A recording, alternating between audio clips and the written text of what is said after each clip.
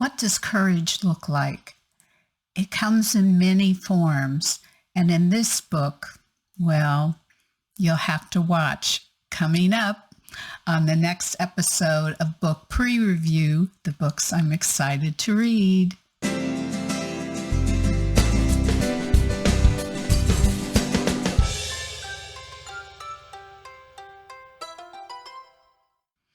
Hi, Terri Gillespie here, and welcome to Book Pre-Review, the books I'm excited to read. And if this is your first time watching one of my episodes, thank you. I sure appreciate you stopping by, and I hope you'll hit that red subscribe button and the little bell, because then you can watch more. And there are other series on this channel as well. So this week, I am excited and actually intrigued by this book. It is called Where the Last Rose Blooms. Isn't that pretty? And this is written by best-selling and award-winning author Ashley Clark. This book actually was released in February and is available in hardback, paperback, audio, and ebook. And thanks again to NetGalley and to the ladies at Revell for sending an advanced reader's copy for my honest review. So this book is, the genre is listed as contemporary Christian fiction, women's Christian fiction, and Southern fiction, which since moving to Georgia, which is the South, I'm learning there is really Southern fiction. So also, based on the publisher notes, it's also a time slip, which means that it has two different time periods that affect the plot, which is, I'm loving this new genre. So Ashley's website is www.ashleyclarkbooks.com, and that popped up on the screen thanks to my clever husband, whom I love very much, and it has disappeared, right? So, but if you go down into the description section, the website is there, as well as all sorts of great information that we're going to talk about a little later. The bio, I have a brief bio on Ashley Clark, and she writes romantic women's fiction set in the South. With a master's degree in creative writing, Ashley teaches literature and writing courses at the University of West Florida. Ashley has been an active member of the American Christian Fiction Writers for almost a decade, and I think I actually am close to 20 years on AC as a member of ACFW. So we're getting up there, Ashley.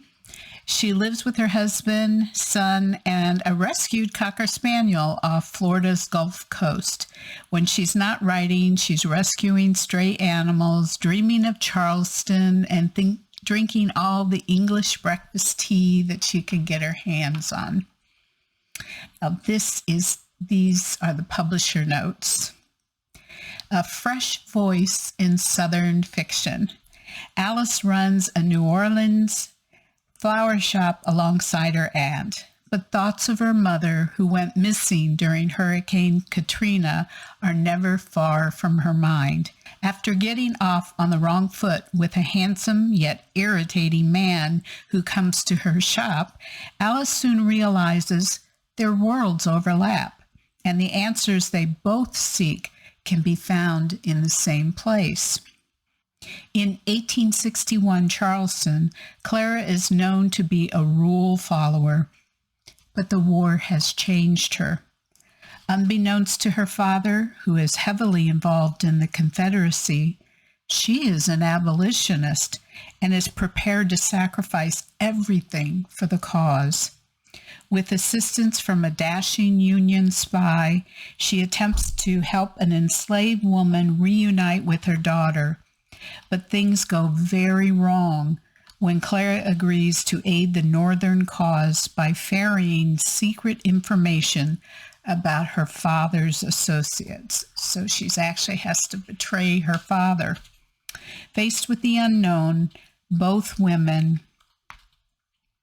will have to dig deep to let their courage bloom.